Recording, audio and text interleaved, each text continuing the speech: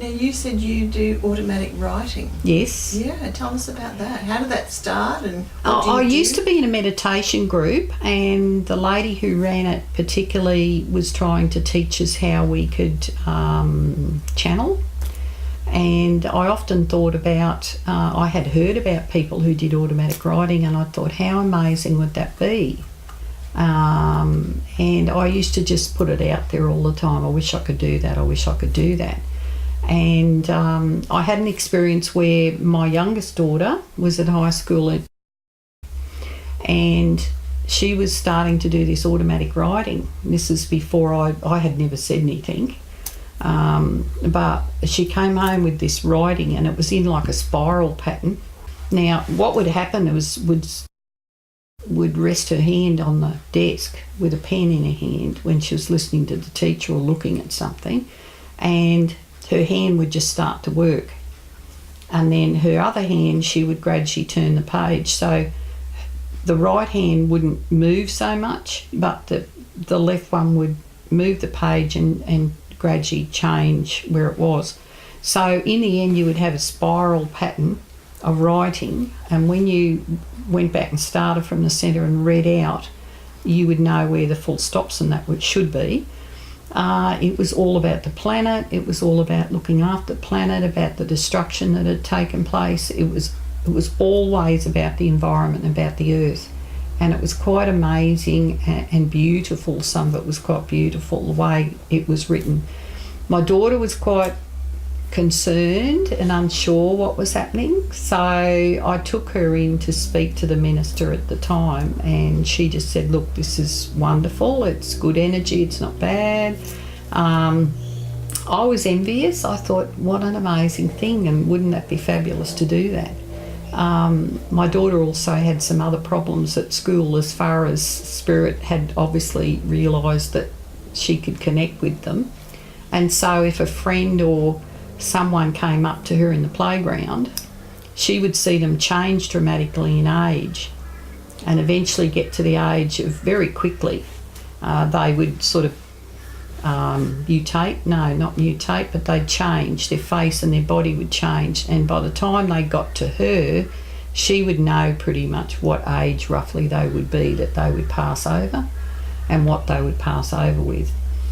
She kept it to herself, but it was quite scary. So when she told me about that, again, the minister spoke to her and explained what was happening, that they were giving it to her too quick, and if she didn't want to see that, she had to take control of the situation. So it was nothing bad happening. It was just that they were quite excited, I suppose, that she was communicating with them or able to hear what they were saying. She was sitting in class one day, and a young fellow a few seats down in front of her, she was drawn to looking at his back, and as she looked at his back, she could see inside his lungs, and she could see there was something going on in there, and he was coughing badly. And as we all have done, we had this feeling someone's looking at us, so then we look around and sure enough somebody's got their eyes on you, so it's just an intuitive thing.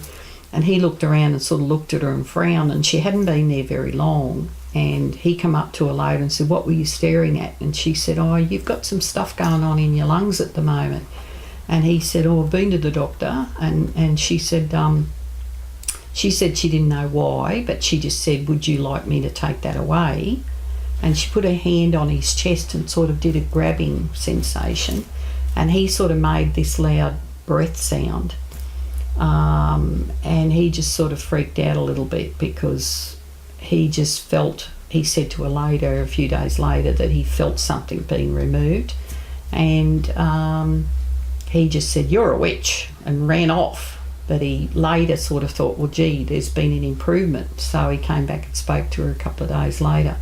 But she didn't know what she was doing. She said it just happened automatically, and that it sort of frightened her a little bit. She thought, oh, where did that come from, and how come I did that? And it was sort of, again, the minister at the church sort of explained and said, they're giving everything to you at the moment, and they're realising that you are communicating okay and picking up on them. So they're having a bit of fun at this stage, but you need to control the situation and say, right, I'm at school, it shouldn't be happening at school, I'll sit for an hour when I get home and we'll talk then, sort of thing.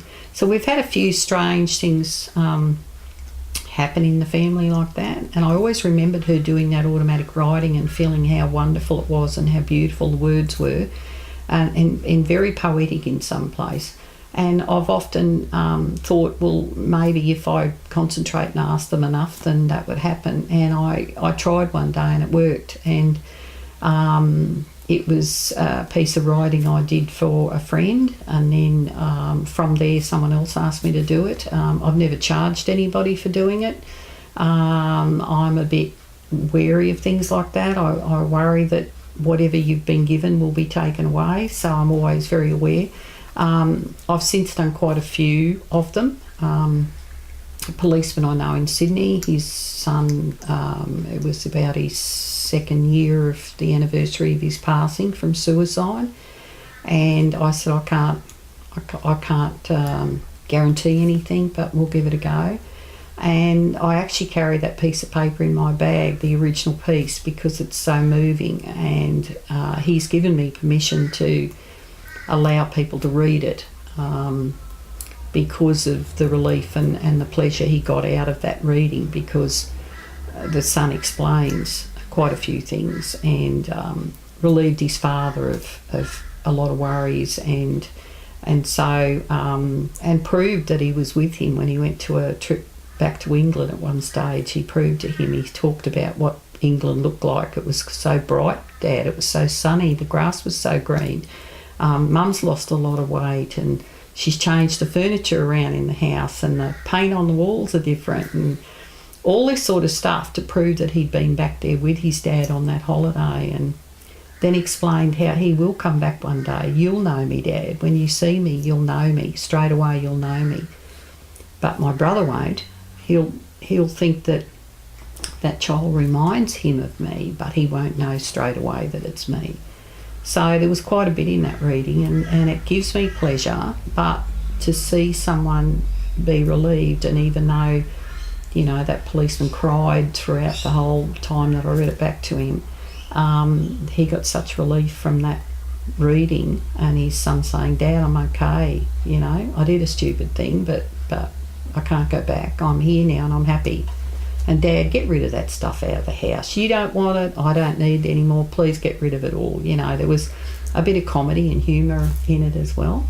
So I love doing it all. My daughter is, like I said, a medium, my oldest daughter, and it's hard to do a reading for yourself sometimes. So she'll do a reading for me and I'll do a reading for her. And this is a reading I did for a policeman that was in Sydney, and his son had committed suicide with no signs whatsoever that he was unhappy, and they lived together in the same house, and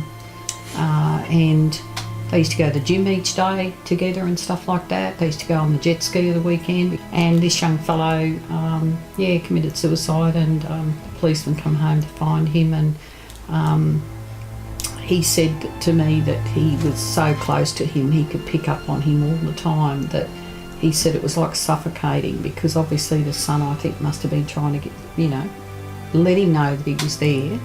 And he said that most nights he'd cry himself to sleep because he just couldn't move away from the energy from it all. So this, he's since told me that this has helped a lot, and his son's actually backed away a little bit, you know. So he knows he's still there, but it's not as stressful as what it was. So it says, carry on as you would. Tomorrow is another day. Cleverly we keep things in perspective and keep the target in sight. Remember, my dear, that your heart is in the right place. Often Spirit will say, my dear, because it's sort of a sign to say it's from them and not from the boy. So at this stage it's from Spirit, and then you'll see a change happen where it's actually the son saying things. Remember, my dear, that your heart is in the right place. Together we will make it work. Hand in hand and toe to toe we will make it work, as we did before. So he's talking about when they used to go to the gym all together, and I'd actually seen photos of where they used to sort of pair up at the mirror and check out the muscles between them and stuff like that. Supporting each other from day to day. generations have seen a similar tragedy, and this is no different. We have our own lives to live, our own decisions to make. For whatever reason, it is no concern to you, Dad. I made my decision and we can't go back from that. I had my reasons, and silly as they may seem, I felt strongly enough about them at the time to follow through with that decision. Mine was a lonely life and heading nowhere, or so it seemed. In hindsight, I'd change my mind. I often jumped into things without much thought and regretted it later, but so be it. I'm here now, and for what it's worth, I'm happy and content. I'm with you daily, as you know, and sometimes even too much. I'm at the water's edge a lot, and though I can't feel the sand beneath my feet, it comforts me immensely. I used to go to the beach a lot and use the jet ski, and even that little bit taught me something, because I thought, wow, okay, he's there, but he's saying he can't feel the sand, which was something that sort of I was amazed about. It comforts me immensely. I feel freedom here that I've never experienced before, and as I go along my path, I see things much clearly now. How silly was I to lead the way I did? But hey, what's done is done, and somehow it was meant to be. I will be back, you know, in a time to come, and you will know me then. My eyes, the way I look at you, will be ever so clear. For this journey may have ended, but the next is but to begin, and once again I'll be with you. You'll know me, Dad, you will, you know, and in a moment it will all fall into place. We do go on, and even though not in this moment, but in the next. It was green and blue back home, greener than it's been for years. The colour of the paint has changed and furniture rearranged. Mum has lost some weight and is sad a lot. George is getting his act together, that's his brother. Good on him. He'll know me too when I return, though not as precisely as I'd like. Hints and glimpses of me before will make him stop and think. Carry on as you should, Dad, and you know that you can do it. Painful though it may be, our love will carry us through. Do it for me, Dad, and I will be with you all of the way. And throw it out, Dad, all of it, throw it out. You don't need it there, and I don't need it either. Thoughts and memories mean more to you than pieces left behind. Clear it away, Dad. It will help you know. I'm sorry, Dad, but this was my journey and my decision, and I wish I could have seen what it would do to you, but we're selfish when we're young and we don't always think it through. Forgive me, but don't forget me. I'm with you always, Eddie. Well, I think it's important to other people who've lost loved ones or may have someone sick at this time. I've lost a sister only 6 months ago, and she was very ill for a very long time.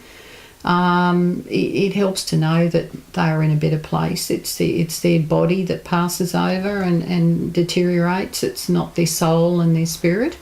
When you get proof back from people who've left us to say that they're in a better place and that they can still be there with you all of the time is just refreshing, and it's so uplifting, and they go to a lot of trouble to be there for you after they pass, and they're always wanting you to know that they don't feel the same anymore. They're not feeling the pain.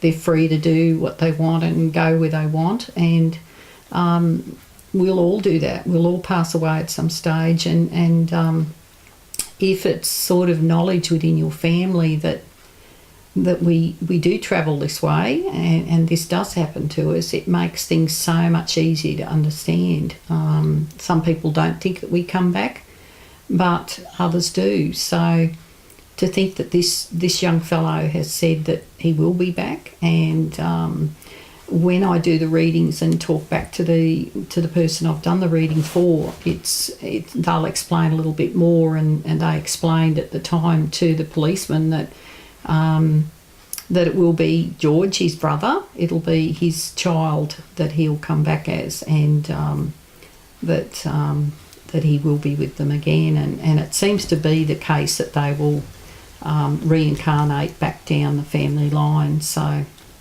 they choose how long they're going to be there, and whether they just come and be guides for you and help you and watch you as you grow, or whether they're happy to come back and start all over again to enter another journey and go along another pathway. So I hope someone got something from this, and you might think of this when there is pain in the future of a loved one who's passing.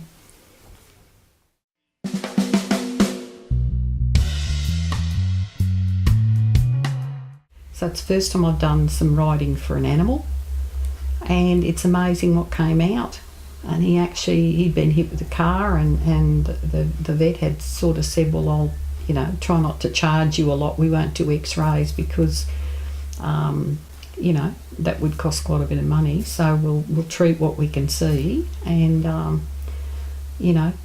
poor Waffles has come forward and said, look, this is what's wrong with me, and named off what was wrong and said no medication, no surgery is going to help that at all. Please just let me go, because it had been 10 days they've been giving him painkillers and stuff like that. He said, allow me to walk in grace again and be painless, and I'll be here. I'm always here, So that was very calming for her, very upsetting but very calming as well. So I'm still trying to work that one out. Is it from him, or is it from a guide or someone around him? I don't know how that works, but everything he said was spot on, and it allowed her then to make the decision to not go ahead with other surgery that was suggested, that to have him put down. So yeah, that's amazing. So it amazes me. It all amazes me. Animal communicator. It was the first, and I was concerned that but there was a lot come forward, and it was wow, okay, I lost my oldest sister that was the nurse. I lost her last year, only like 6 months ago now. So anyone who's lost a loved one, if there's some sort of evidence, some sort of proof and some sort of feeling, we've heard back from her already.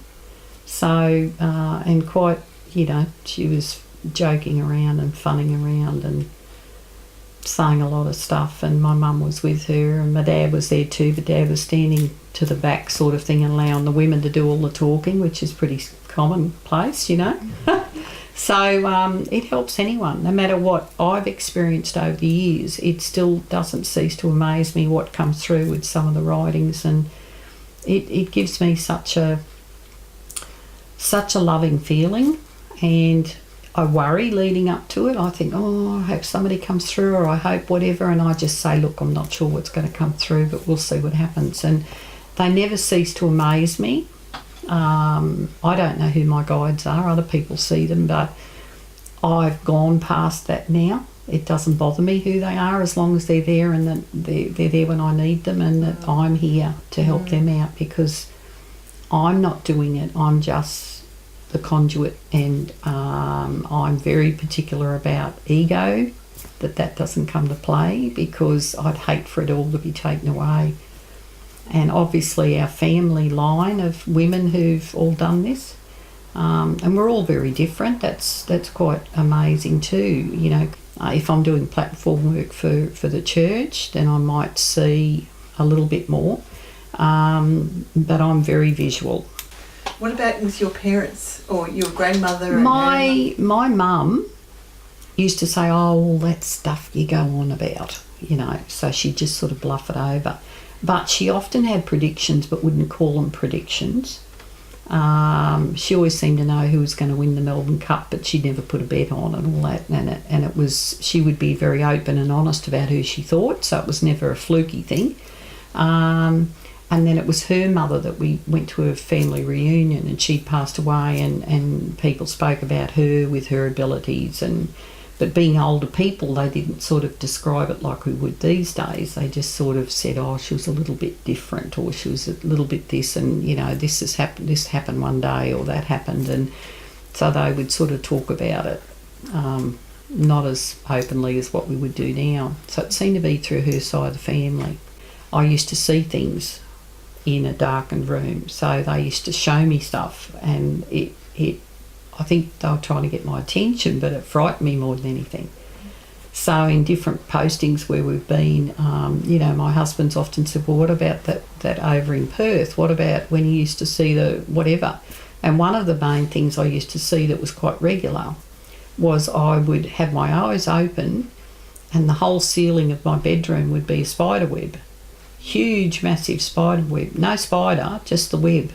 And then as I've got my eyes open, I'm looking at it, the whole thing just drops all of a sudden. It only lands sort of close to my face. It doesn't hit my face, but it drops suddenly, and like a parachute type of thing, and just stops in front of my face. And then I'd wake up, you know, well, not wake up, I'd start yelling or whatever, and then wake up everybody else in the house. But that would happen quite often, and I never found out what that was about.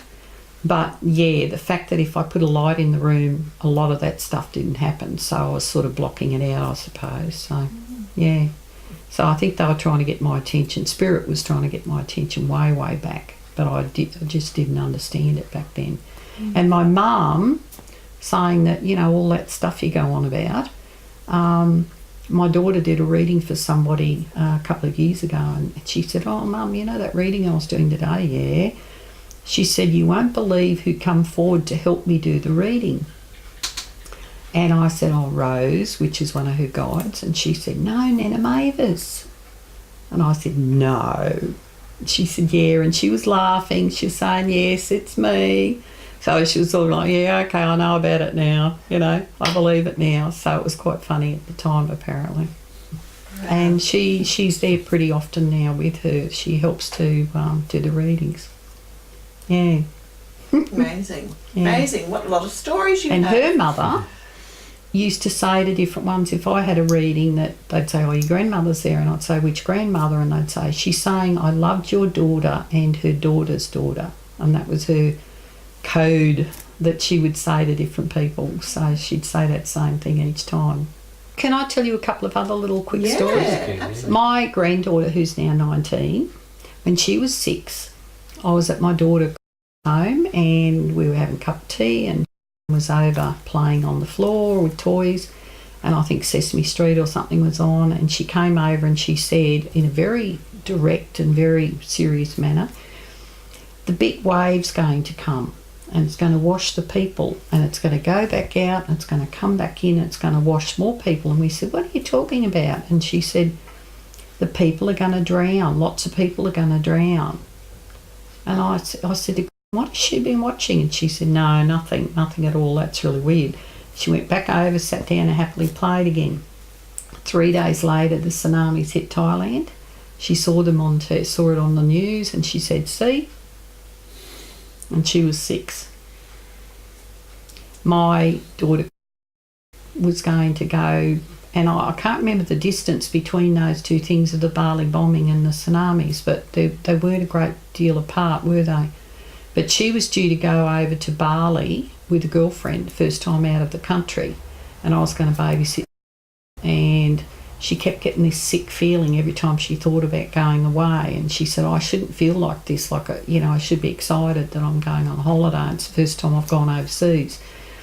And it bothered her and bothered her. They'd paid their deposits, and the other girl had said, I know what you're like. She said, if you decide we shouldn't go, then we won't go. And then my another daughter had said, oh, every time I think of you going overseas, I get sick in the stomach. I get these horrible feelings. And then they went, oh, okay, so maybe we shouldn't go. And said to me, Mum, Spirit, they don't want me to go.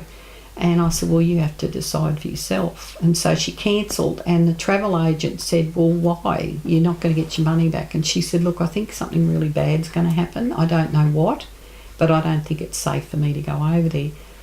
They were going to, there was some other girls they were going to meet up with over there, and I think one of those passed away. There seemed to be like a the photos that come up and that they seem to think one of them might have passed away. So they were going to be on the last flight over, which is I think a football team or something in South Australia, Victoria or something had flown over, and I think they lost a couple of their people. But again, it was just a premonition, but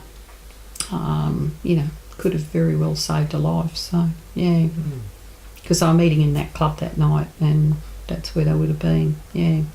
When I see things, I say to them that don't understand. I'll say to them, if I was to say to you, think of a drawing of an elephant, you would all get just like that. You'd get a picture in your head. So that's what I class as my mind's eye. And I said, and if I asked you now to draw that elephant down, you'd be able to do it pretty much, because your elephant would be different to yours, but you would have an idea from that quick flash like that. You'd be able to remember what you saw, that you could then put it down. And that's how some of these people do these things. And sometimes when you're giving a reading from platform or whatever, you'll often see a rough idea of the person in your head. And from that you can say, well, she had curly hair, she had big loopy curls in her hair, not tight curly spirals. And I had a specialist that I went to, that I had some surgery done, and while I was in the I used to have to come back each week for the wounds to be looked after. And I said to him one day that his grandmother was there. I said, do you believe in spirit? And he said, yeah, I do. And I said, would it be okay if I told you that, and I told him that this lady was there, and I said, I think it's your dad's mum, and she's about so high, and and she had a dress on, not quite as florally as this, but she had a dress on that was like a 1950s style dress with the flared skirt and these roses every now and again. And she was quite, I would say, I didn't say she was quite overweight, but I said she was quite stocky in build. And but I described her from head to toe, what shoes she had on and everything. And I said, and your father's actually standing next to her. And I said he would have been about 10 or something, Anyway, he went home. He'd said to his wife out at the counter after I left, he said to me, oh, no, that doesn't sound familiar. And then she couldn't think of who it was either. But he went home and he flipped an album open, and it opened up at that page with the photo of her with this dress on, with the roses, with the little boy standing next to her, which was his dad. And he said, oh my God, I remember that photo now. Photo of hand-me-down albums, and he went like that, and it just flopped at that page. So she's described to me that exact photo.